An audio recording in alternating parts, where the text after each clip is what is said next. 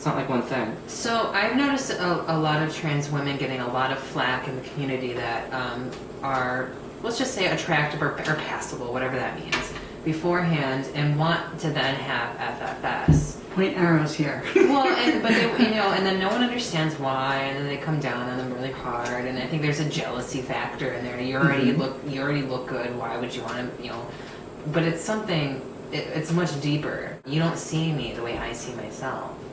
I mean, that's just how it is, and we don't get to see how we look by someone else's standard. But there's two sides to that, and one side of that is people not understanding how you feel, where you want to feel, what you want to look like, and then the other side of that is no matter what you do, sometimes there's the boy in the mirror syndrome. Yeah. That, oh my God, I did my FFS, and now I'm going to get a revision. I don't like the way they did my nose. They didn't like the chin isn't enough. Now this, no, I still see. And then it becomes like a body dysmorphic disorder. Yeah. So I think you have to be And careful. society may not be picking up any of those clues, and that's all up here. It's all internalized. Yeah. So, I mean, people don't understand, but I think where it comes from, from a trans perspective, is sort of like, well, what if people, like, there's a vision of where you want to see yourself, and part of that is am I enough? Am I enough of a woman if I don't do this? Right. Can I get clocked, clicked, whatever? Do I look in the mirror and do I still see the old me somehow? I want to see. We're very critical of ourselves. Yeah. Oh my God. I think transgender people overall are very critical of their appearance, whether we're CDs, TSs, genderqueer, whatever. We're very critical of how we show society who we are. Well, and if you think about it this way as well, is that before you have the surgery, let's just say it's GCS, the goal is to pass. That's what everyone wants to do, no matter if they want to admit it or not. You want to pass. That's just kind of the goal in mind for many, many people. But then, and so you're usually in the pool of other transsexual women. You're kind of always basing how you look off of another transsexual woman, just in your own head. Mm-hmm. We all do it. We may not talk about it, but we're trying to, and it's just try to get where we think. It's just a placement. It's where do I place in this? It's a normal human thing to do, I think.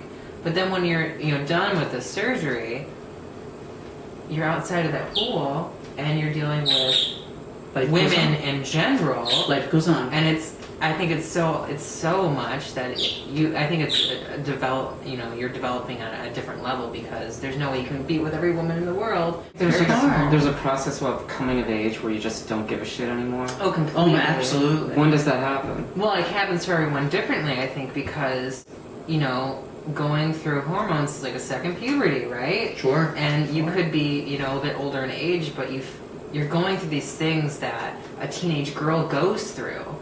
So that could happen. It just depends on where you're at in the process.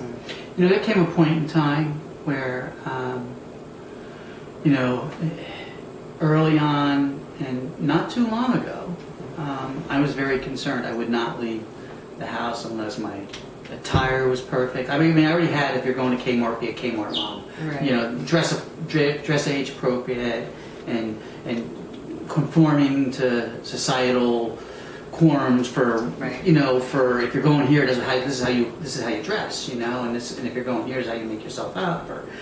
I got to a point that I was like at the point where I would not leave the house. The hair had to be right, my polish had to be right, my clothes had to be right, had to have the right scent on and the right amount, and then I had to have my head in the right place before I would go to this place, whatever. Right.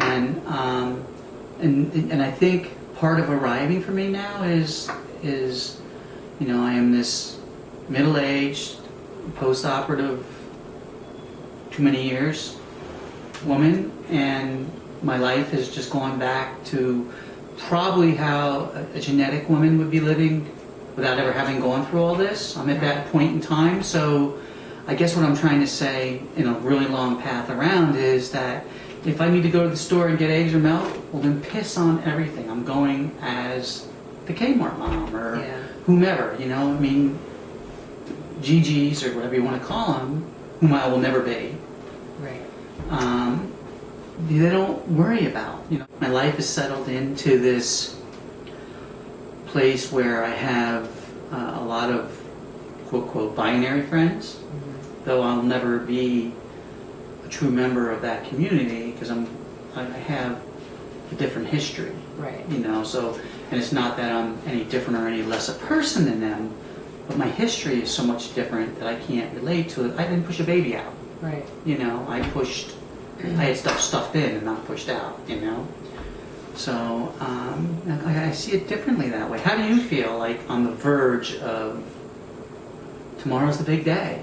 And mentally as a woman, Right. Tomorrow's your day. You're going to be, it's anticlimactic what you agreed to. Well, yeah, and I think, to expand on that, I think it's anticlimactic, but it hasn't happened yet in my head until I think maybe a week after it's done. And as I was telling you earlier, when I'm healing and, the sutures are out and, I can start dilating and I might be out of the woods a little bit. And you could have food. And I can have food. And I haven't been able to eat like anything for the last 48 hours, so I'm a little tired and kind of like, But once, life becomes normal again, I think that's when it will really sink in. And that's when I'll probably cry for 3 days, knowing that out of happiness, And, Poor Aaron. I know, poor Aaron.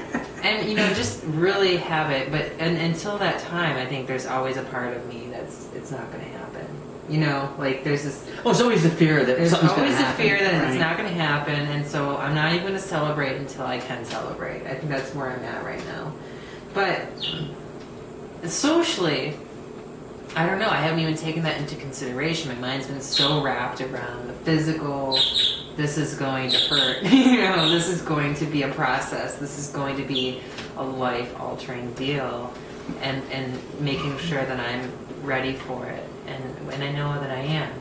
But socially, I think, comes after that. I think once you're done healing, no matter what, when I'm at work, and they already know about this, even if, they're all accepting and I'm one of the gals, every 3 hours, I'm going to have to leave, whether it be a meeting or what have you, to say I have to go dilate.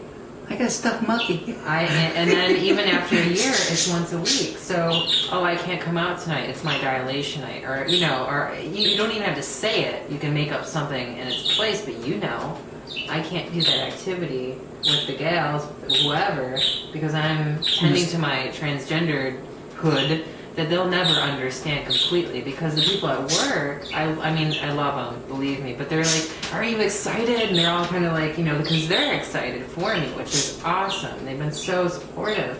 But I think when I'm kind of like a ray on the parade, because I'm kind of, when they ask me that question, I don't know how to answer that question. And it's because I'm not necessarily anything. I'm not excited, but I'm not upset, and I'm not, It's kind of it's icing on the cake, and everything else is really done already. Right, I just feel like I'm about to come out of the oven, like I've gone through the months and years of coming to this point. I feel like this is just, and then after he has a lot to say. Transformation. So you're July. So where's your head at now that July's coming? I told you that time is going to fly. There's a couple issues that you brought up. One is about processing. Are you not being GG? Jealousy issues. And how do you come to terms with that? And the way I'll never be able to have a baby. I'll never be, what I've got is what I've got. I'm not going to have the hips, the waist, the body and youth. I'm almost 47. I'll never have youth back again. So the way I kind of reconcile that is, I'm a good human being. I do good work in this world, and that's what I feel good about. And you know what? Am I a real woman? I don't know. I feel it's real enough to me. Yeah. And there are women that can't go through the surgery. There are women that, because of health issues, disease, or whatever, they can't do it. Does that make them any less of a woman? No. So I'm grateful that I can do this, that I'm able to do it. It kind of feels like there are windows that open up in your life where you have time, you have money, and the stars kind of line up.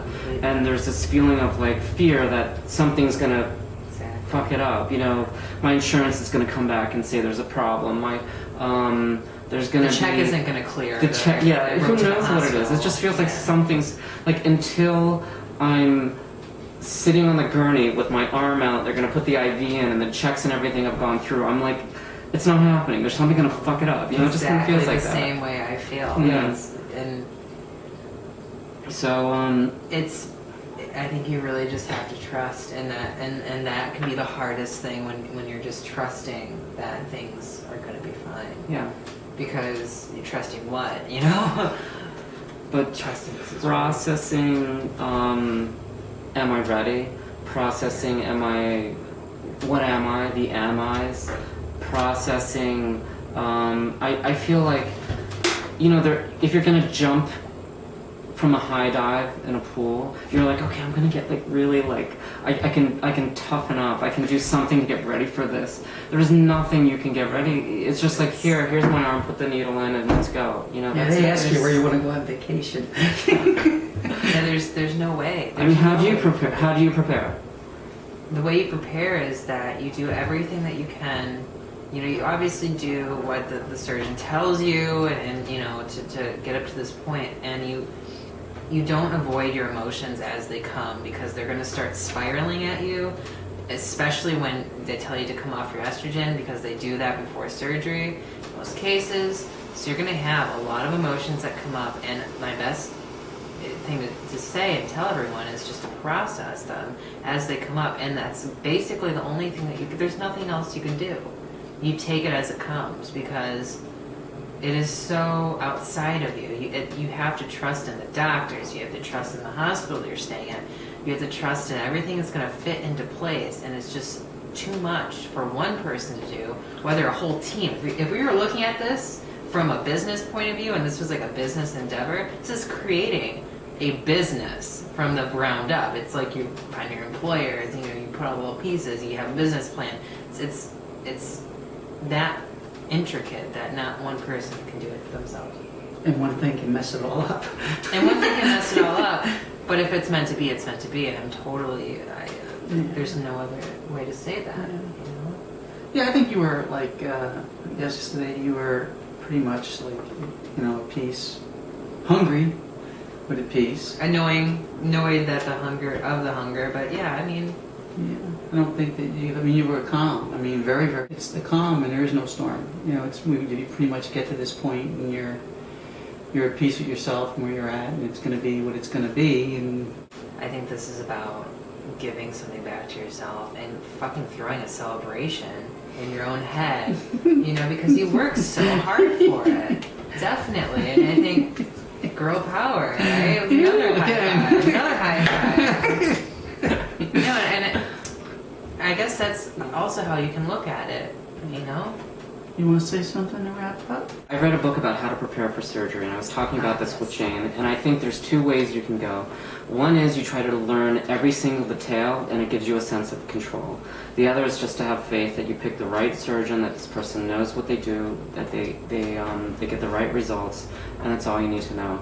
And I think it's a combination of both. You know, you want to know, but you don't want to know everything, you know, but to me, it's like I just want to know the person that I picked is the right person, that my friends Absolutely. have had amazing results, and that's kind of, I don't want to. That's a whole nother I don't want conversation. to too much. It freaks me out. Yeah. I'm not good with needles. I'm not Yeah. good with like medical stuff. I can't mentally process physically what they're gonna do. I just don't want to think about it. It's just like, let me be done. Do your magic. And Yeah. I don't want to. I don't want to know the bloody details. yeah, no. Well, I guess it's a happy Mhm. birthday to you, a day So early. happy Yes. birthday. This is like the training view. Woohoo! The view, the TS view. Yes. Bye. Bubble waffles. Bubble waffle. Alright, oh yeah, there you go. Success. Cheers. Alright.